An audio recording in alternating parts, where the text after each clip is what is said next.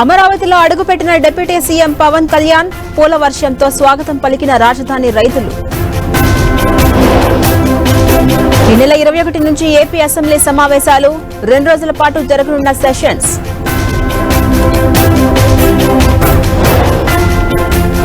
ఏపీలో 2 ఎమ్మెల్సీ స్థానాల ఉప ఎన్నికలకు షెడ్యూల్. జూలై 12న పోలింగ్, అదే రోజున ఫలితాలు.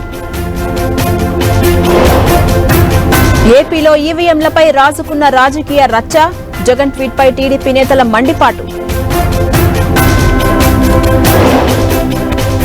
మల్లేపల్లి ఐటీఐలో అడ్వాన్స్డ్ టెక్నాలజీ సెంటర్ భూమి పూజ చేసిన సీఎం రేవంత్ రెడ్డి.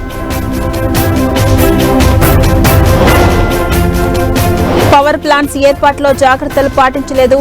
కేసీఆర్ నిబంధనలను ఉల్లంఘించారన్న కోదండరాం. లోక్సభ స్పీకర్ పదవిపై ఎన్డీఏ కసరత్తు. రాజ్నాథ్ నివాసంలో సమావేశం.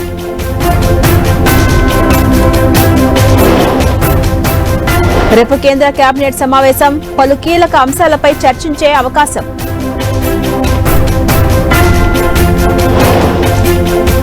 నీట్ పరీక్షలో నిర్లక్ష్యం తగుతున్న సుప్రీంకోర్టు. కేంద్రంతో పాటు ఎన్టీఏకి నోటీసులు.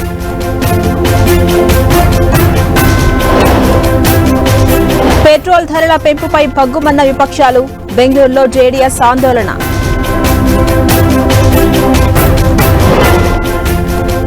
అసోంను ముంచెత్తిన వరదలు. జలదిగ్బంధంలో పలు గ్రామాలు.